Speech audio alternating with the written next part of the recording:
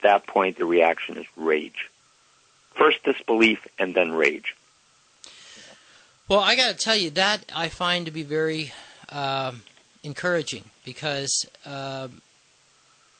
based upon the cursory conversations I have with some military people, and I have to be real careful about what I say because you just don't know what you're walking into when you start a discussion of this type with one of them. Based upon these, as I said, cursory conversations that I've had with some of them, they're clueless and they don't want to hear about it. They are loyal to the flag that is on their left sleeve as a patch, and the thought that the government could be in any way involved in any kind of high crimes and treason against the United States, people of the United States, is just unthinkable to them. So I'm glad to hear that there still is some gray matter and some patriotism left, at least in the circles where you travel, Dr. Sabrosky. Well, I mean, it's not that they don't want to hear it; it's that they don't know of it. And what I have done when I presented it to these people, and I said, just look at this. Just look at this picture. I'm not going to give you an argument. Just look at it.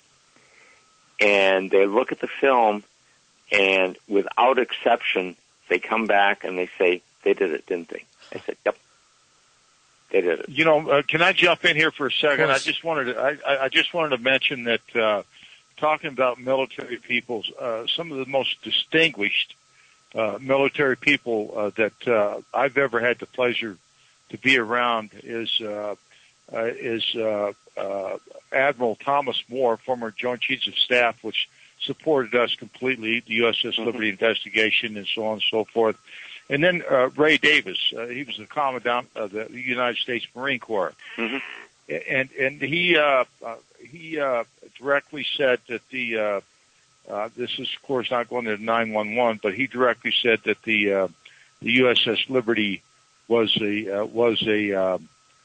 not a mistaken identity. It was a act of cold-blooded, premeditated murder. So there are people out there in the military, and now these guys were retired at the time. But when you're educating people like you're doing, Alan, people just in the military now, you're exactly right. They just don't know because nobody knows. It's been hid up. Everything's been hid. It's been covered up so good that it's. It almost take a messiah to get us out of this thing. Mm-hmm. Mm-hmm. Dr. Sabrosky, I wanted to ask you, since we are to a certain degree prognosticating today and making predictions, what do you think is going to happen here? I mean, I was having a conversation with someone the other day about this situation with Iran, and the fact of the matter is that irrespective of whether or not Iran is actually actively engaged in building a nuclear weapon or not, the fact of the matter is that Israel cannot afford to have this war not take place. There has to be something that takes place, even if it's just lobbing a couple of bombs into Iran and then really spectacularizing it through their control of the media.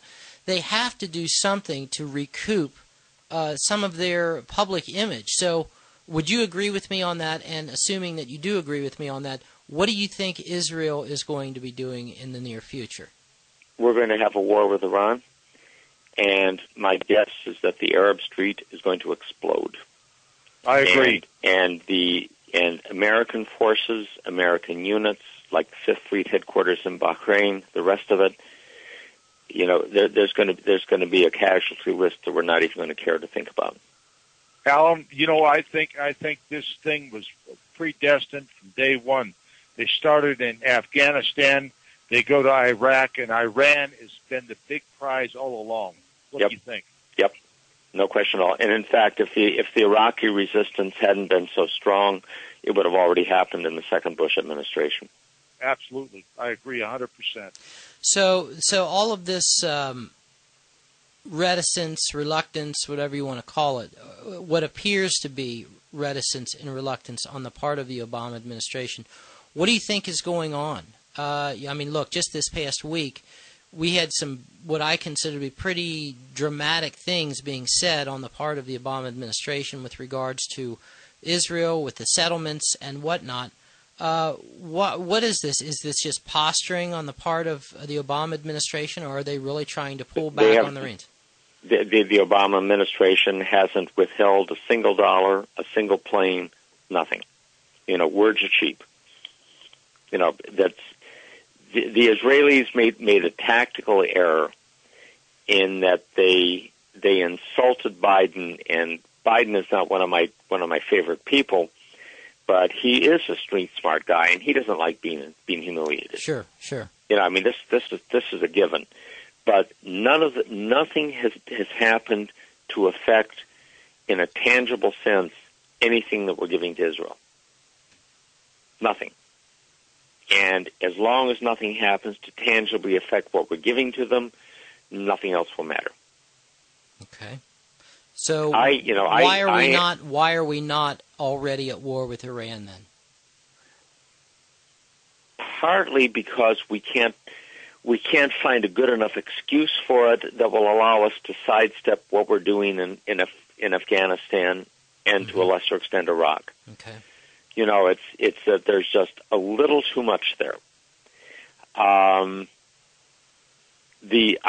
pretty sure that the pattern was Afghanistan in 2001, Iraq 2003, Iran 2005, Syria 2007. Okay. The problem was that the Iraqi resistance didn't let that happen. I see. So now the time frame is a little bit different. And I'm not sure how that's going to play out, but I think that, the way we're going to it is to try and create an excuse for a war. And after the war takes place, people can question it, but it doesn't change the fact of the war. You're right. If it's anything that we learned from Vietnam, is that once the troops are committed, right or wrong, you stand by the troops. That's one of the things that I noticed with the first Gulf War, and this is before I knew anything about anything. I thought, boy, when you look at the kind of protests that took place, and I was in college at the time of the first Gulf War, when you look at the kind of protests that took place during Vietnam, and of course on college you had a few people grumbling and saying this and saying that, but in general, the neocons really played the whole Vietnam thing beautifully, if such a word can be used for something as tragic as that.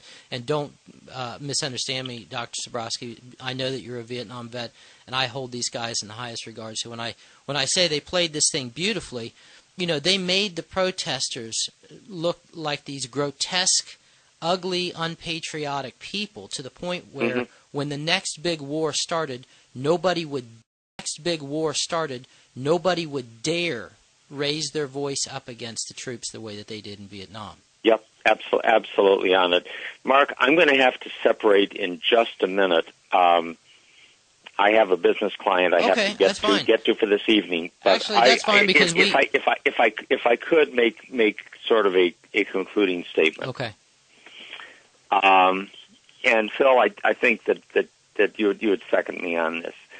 Nothing to me is more important than loyalty to or allegiance to my country. Nothing is. But that requires my country and my government to also behave in an honorable fashion.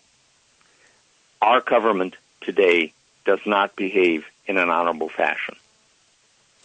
And there is something in the Declaration of Independence which says that whenever any form of government becomes oppressive of these ends, it is the right and duty of the people to alter or abolish it. And I think we have gone to the point that we need to alter or abolish it. And I say that as a man who spent his entire life loyal to the United States. Well, I understand. God bless you for that. Go ahead, Phil. You go ahead. No, we're gonna go ahead and cut this thing just a few minutes short, guys, since I know you do have business concerns, Dr. Sabrosky. Ladies and gentlemen, The Dark Face of Jewish Nationalism. Please look it up on the internet. I don't think that you're going to have any trouble finding it. Written by our very good friend and special guest tonight, Dr. Alan Sabrosky. Doctor, I hope that we will be lucky enough to have you back on the program in the near future. And in the meantime, please keep up your excellent work. I honestly, as much as this is going to sound like posturing to you, there are very few people, as I've said, who say anything that really causes me to take a double take and to sit down and pay attention, and you're definitely one of them. I appreciate that, Mark. You take care of yourself, Phil. Yeah. Warmest regards. Semper Fi to you, my friend. Semper Fi. God bless you, sir. And we will talk again. And Mark,